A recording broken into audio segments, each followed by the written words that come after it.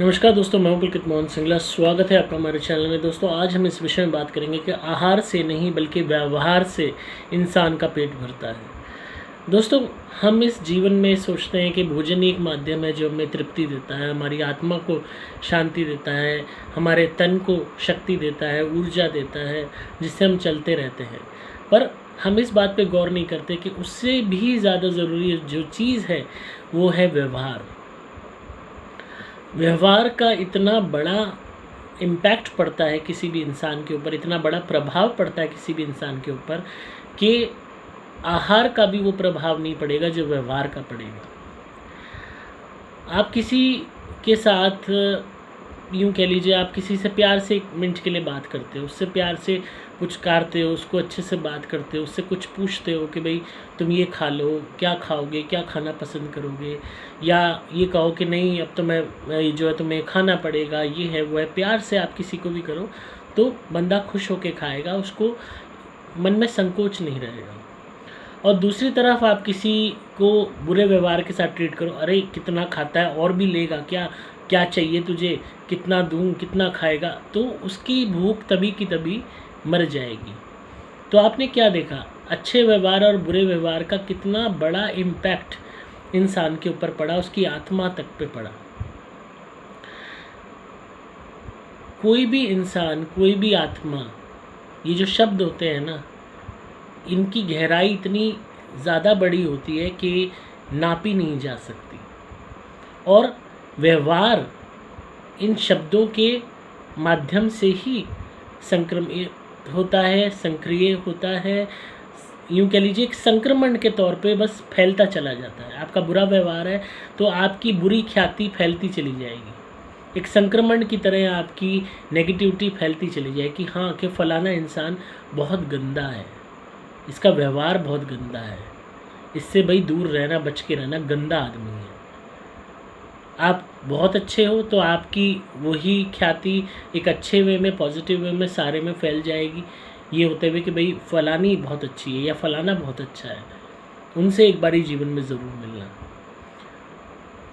आपका कोई भी इंसान घर में आता है, कोई भी फैमिली मेम्बर आता है, आप ढंग से उनसे बात नहीं करते या घर के फैमिली मेम्बर से ढंग से बात नहीं करते, व्यवहार गंदा है, तो घर में रोज़ कलेश रहेगा, रोज़ गाली गलौज, तू तड़ाक, एक दूसरे को ब्लेम करना, अपने अपने कमरों में बढ़ जाना, 2-2 3-3 दिन तक बात ना करना, पड़ोसी अलग सुन रहे, दुनिया अलग सुन रही, झगड़ा। ये गंदे व्यवहार के आचरण हैं जिससे घर तबाह हो जाते हैं।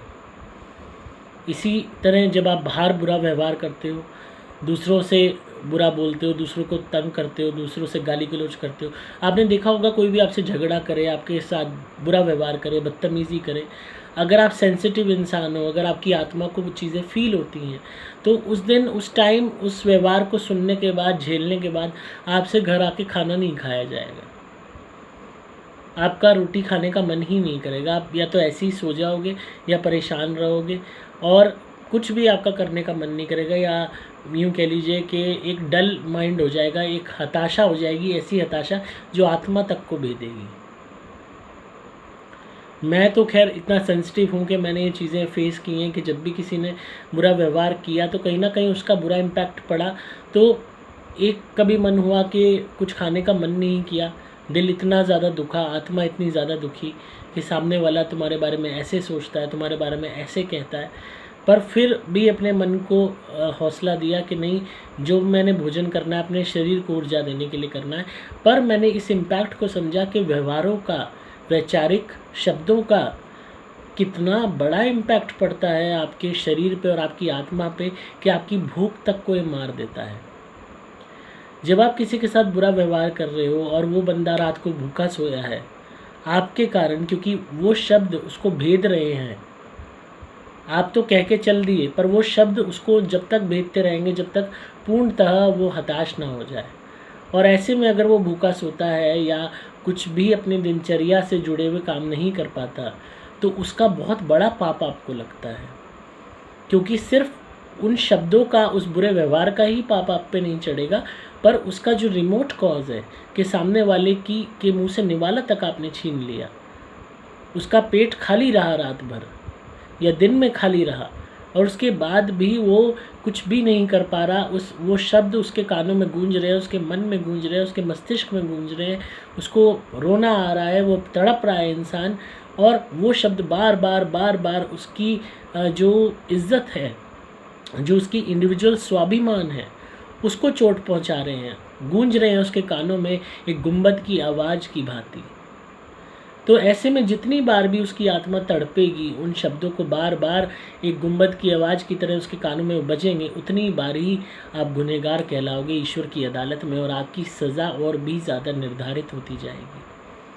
कर्मों का प्रारब्ध जो आपको मिलेगा वो मात्र उन बुरे व्यवहार और बुरे शब्दों तक ही निहित नहीं होगा, बल्कि जो उस इंसान ने झेला और जितनी इंटेंसिटी के साथ आपके बुरे व्यवहार और बुरे शब्दों का जो उसने कॉन्सिक्वेंसेस झेले, वो सब आपकी आत्मा को भी झेलने पड़ेंगे।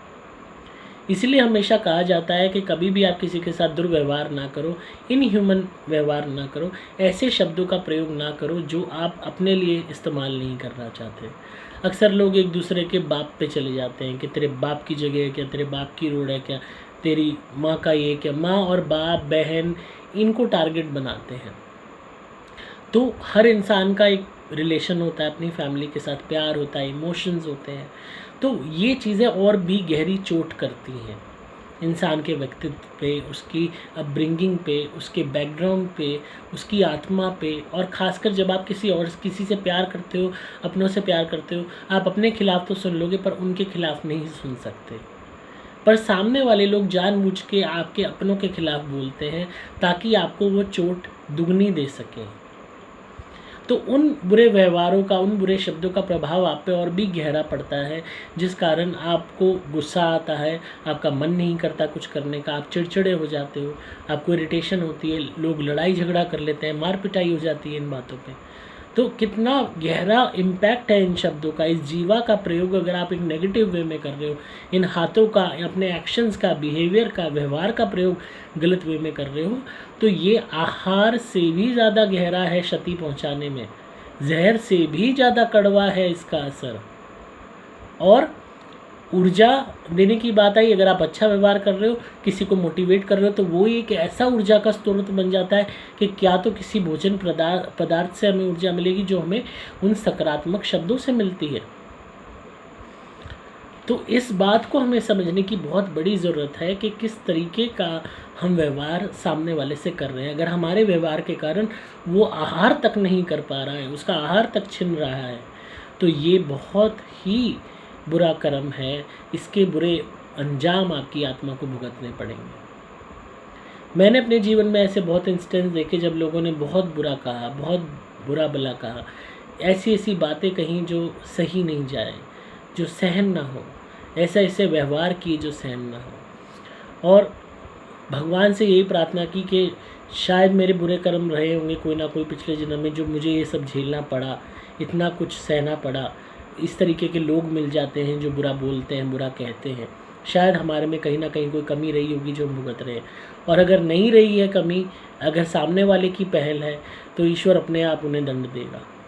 और अगर हमारे को ये सज़ा भोगनी लिखी थी तो हम तो भोग ही रहे हैं। अगर हमें ये सब बुरा भला सुनना था तो हम तो सुन ही रहे हैं, सर झुका के सुन रहे हैं, हर एक की ज़्यादती बर्दाश्त कर रहे हैं, हर एक की बुराई बर्दाश्त कर रहे हैं, हर एक के कटु शब्द बर्दाश्त कर रहे हैं, हर एक की गाली गलौज बर्दाश्त कर रहे हैं, सिर्फ ये प्रार्थना ईश्वर से करते हुए कि अगर हमारी को ये भुगतना था, लिखा था, तो सर झुका के हाथ जोड़ के भुगत रहे हैं। और अगर नहीं लिखा था तो जो हमारे साथ ऐसा कर रहा है उसको ईश्वर बख्शे ना। तो हमेशा जीवन में ऐसे बुरे व्यवहार करने वालों के प्रति अपने व्यवहार को पॉजिटिव रखो, क्योंकि ये हमेशा बुरा व्यवहार करके आपके आहार को आपसे छीनने का प्रयास करेंगे, आपके मनोबल को तोड़ने का प्रयास करेंगे, आपकी आत्मिक शक्ति को कमज़ोर करने का प्रयास करेंगे, क्योंकि ये जानते हैं कि व्यवहार की ताकत क्या होती है, नेगेटिव वे में भी और पॉजिटिव वे में भी। ये अपने बुरे कर्मों को नहीं आंक रहे हैं कि अपने बुरे कर्म हम जो कर रहे हैं उससे हमारा प्रारब्ध खराब हो रहा है, वो नहीं सोच रही है। और जब इनका होगा तो इनको सज़ा मिलेगी, ईश्वर इनको सज़ा देंगे, इनके अपना आप इनका अवचेतन मन इनके लिए वो प्रारब्ध क्रिएट कर देगा जब इनकी आत्मा भुगतेगी। पर हमें फ़िलहाल के लिए अपनी ज़िंदगी को जीते हुए इन बुरे शब्दों का प्रभाव अपने ऊपर इतना गहरा नहीं पड़ने देना। पहली बात, बार बार उन चीज़ों के बारे में मत सोचिए, उन बुरे शब्दों के बारे में मत सोचिए, उन बुरे हादसों के बारे में मत सोचिए जो आपने फेस किए हैं। मैंने अपने जीवन में बहुत घटनाएं फेस करी हैं, इतनी नेगेटिव घटनाएं फेस करी हैं कि मैं आपको बता भी नहीं सकता। और मैं पूरा प्रयास करता हूँ अपने जीवन में आगे बढ़ते रहने का। जो भी हुआ, जो भी फेस किया, जो भी भुगता, जो भी कष्ट भोगे, जो भी लोगों द्वारा दुख भोगा, जिन भी लोगों ने परेशान किया, तंग किया, गलत हमारे साथ किया, भगवान उनको देख रहा है, उनको अपने आप ईश्वर सज़ा देगा, हमारे को भी ईश्वर न्याय देगा। यही प्रार्थना करी भगवान से और यही कहा कि हम आगे बढ़ते रहें बस। और जो भी हमारे साथ हुआ उसको झेलते हुए यही भगवान को नमन किया कि अगर ये हमारी को भुगतना था तो ठीक है, भुगत लिया, नहीं भुगतना था तो भगवान अब उनको देखे, उनको सज़ा दे, इन पापियों को सज़ा दे। तो इसी एटीट्यूड के साथ ज़िंदगी में आगे बढ़िए ताकि आप जीवन की इस लीला को पूरा कर सकें, सत्कर्म करते हुए। मन से बुरा कर्म आपके ना हो, तन से बुरा कर्म आपके ना हो, व्यवहार और वैचारिक शब्दों से आपके बुरा कर्म ना हो। अपने कर्मों को हमेशा सकारात्मक रखने का प्रयास कीजिए, अपने व्यवहार को हमेशा सही रखने का प्रयास कीजिए ताकि आप किसी का बुरा करने के निमित्त ना बने, आप किसी का बुरा करने वाले ना बने, हमेशा अच्छा करने वाले बने ताकि आपकी आत्मा इतनी पवित्र हो रह सके। जिस पवित्रता के साथ आपका मन पवित्र है उसी तरीके से आपकी आत्मा पवित्र रह सके, आपकी ये जर्नी खराब ना हो, आपका ये पर्पस खराब ना हो जिसके लिए आप इस धरती पे आए हैं। तो आई होप आपको आज की वीडियो पसंद आई होगी और आप जीवन में व्यवहार की अहमियत को समझेंगे। और जो भी लोग दूसरों के साथ बुरा व्यवहार करते हैं उनसे यही प्रार्थना करूँगा कि ऐसा मत कीजिए। इस तरीके से आप खुद अपने पाप कर्म बढ़ा रहे हैं और आप कितना ही आप कामयाब हो, कितना ही अमीर हो, कितना ही रसूखदार हो, कितने ही पैसे वाले हो, कितने ही आप मैन पावर वाले हो, मैं एक बात आपको बता दूं, जब ईश्वर की लाठी लगती है तो उसमें आवाज़ नहीं होती। आप यहाँ पे चाहे कितने ही बड़े हो पर ईश्वर के आगे बहुत छोटे हो। तो इसीलिए कभी भी बुरे कर्म ना करें, बुरा व्यवहार किसी के साथ ना करें। कर दिया है तो आइंदा आगे उनके साथ बुरा ना करें। हो सकता है तो कोशिश कर सकते हो तो उनके साथ अब अच्छा करें, भला ही करें और जब तक जीवन है तब तक अच्छा करते रहें।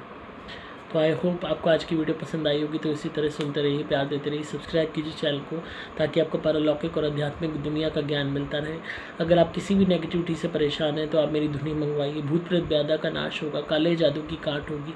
आप मेरे द्वारा भी मंत्रित कवच या लॉकेट भी धारण कर सकते हैं।